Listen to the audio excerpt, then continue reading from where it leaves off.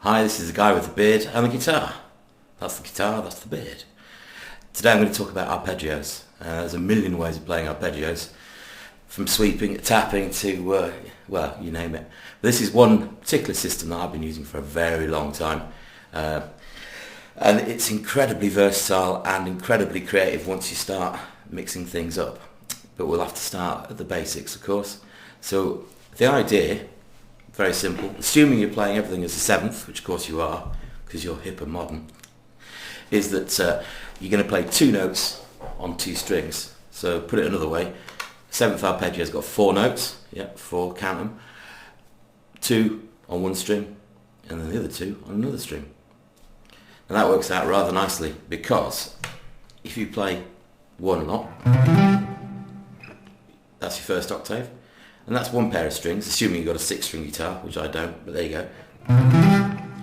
Then you've got your second set, and then you've got your final set, giving you three octaves, which you can rip through very easily. Ooh. So, that gives us four possible inversions for every chord, of course. So, this is C major seventh.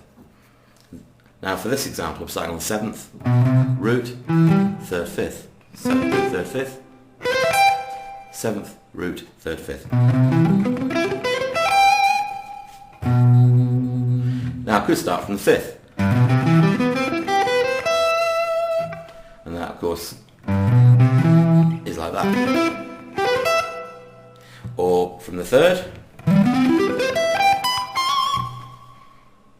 or oh yeah, from the root. Now when you actually look at these, you'll realise that there's pairs, and each pair is an inversion of its partner pair, if you see what I mean. So for instance, looking closely at the one starting on, in this case, G, which is, there we go, a root, starting from the fifth rather, so you're going fifth, where am I? There we go. No, I'm not. There we go. Fifth, third, root. Sorry, that's all wrong. Fifth, seventh, root, third. Of course, is just root, third, fifth, seventh, upside down. And likewise, seventh, root, third, fifth is third, fifth, seventh, root, upside down. And you ideally want to be able to play all of those different inversions easily if you're going to be creative with it and be able to improvise. And the beauty of these is you can improvise pretty much in any style using these. I use them for jazz, I use them for rock, metal, fusion, blues, you know, whatever you want to do. And of course if you're playing jazz and you're playing your changes, you've got to know your chord tones, you've got to know your arpeggios. So that's the major sevenths, minor sevenths for instance.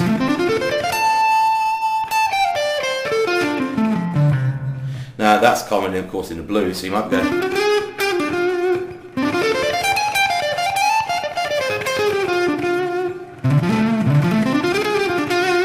So I'm doing flattening the fifth off to give me a blues sound.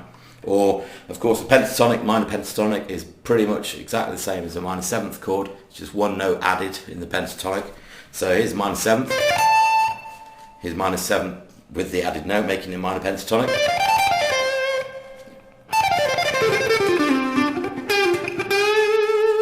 Of course that leads you into all sorts of other things which we won't go into. But, and then you know, loads of different ways of phrasing and organising those notes. So a good way to approach this is firstly just to go through a chord scale, as it were, or an arpeggio scale, if you like, of major seventh, minor seventh, minor seventh, going up diatonically in whatever key. So in C, I would go from here, minor seventh, D minor seventh, E minor seventh, oops, extra notes, sorry, and then F major seventh, G7, A minor seventh, again I find it hard to not put variations in. and go off on one.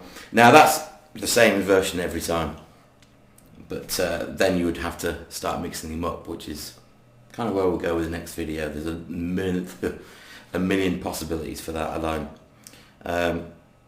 Then you could do it from the fifth, for instance.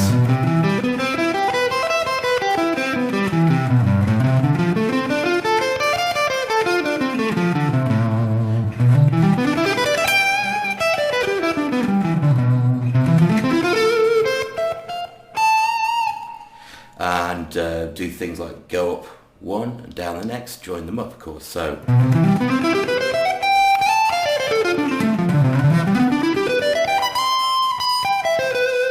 now I inverted it back to the one anyway, but now that's the tip of the very, very tip of the iceberg. So we'll look into that more in part 2. Here's some examples of said arpeggios in use in improvisation.